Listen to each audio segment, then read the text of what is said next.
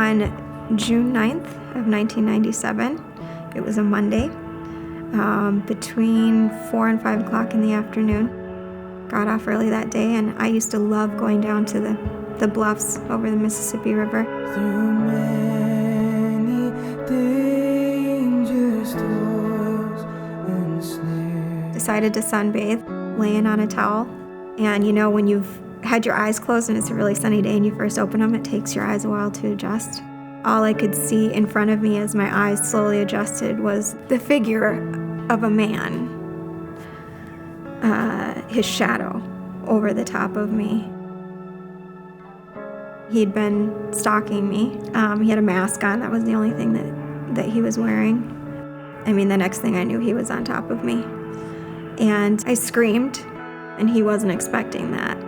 He tried to run, and I'm not sure why to this day, but I decided to chase him. I turned into that girl that runs up the stairs instead of out the front door in those movies where you're like, go out the front door. That's when I realized I could die. I turned and ran, and I went in the opposite direction. I like to say that I survived that day, but that day was the beginning of a slow, long death. I think that I wanted to be living, but I knew that I wasn't. It was kind of this thing that my family didn't talk about.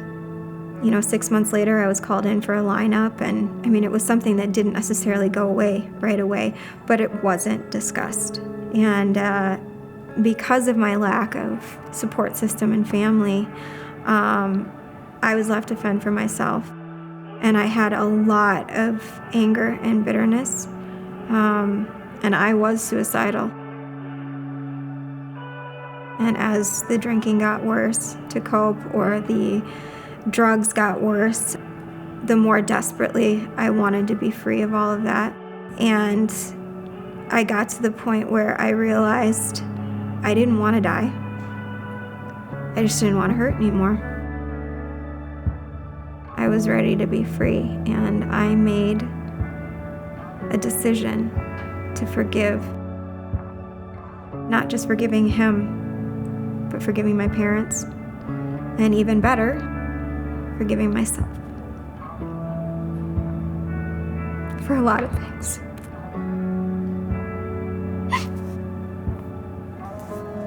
And when I chose to let go of that pain and that bitterness and that anger and that frustration, I got something far greater in return. You can't buy, you can't box freedom.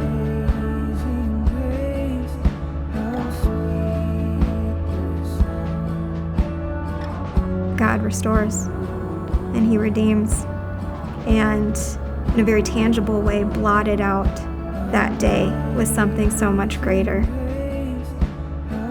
Last year, on June 10th, I gave birth to my twin boys, Bennett and Avery, on a Monday as well, between 4 and 5 in the afternoon. So it was almost exactly 17 years later. I don't think the timing was an accident. That date and that day and that hour, they used to own me. Not anymore. Something else owns me now. 2 little people.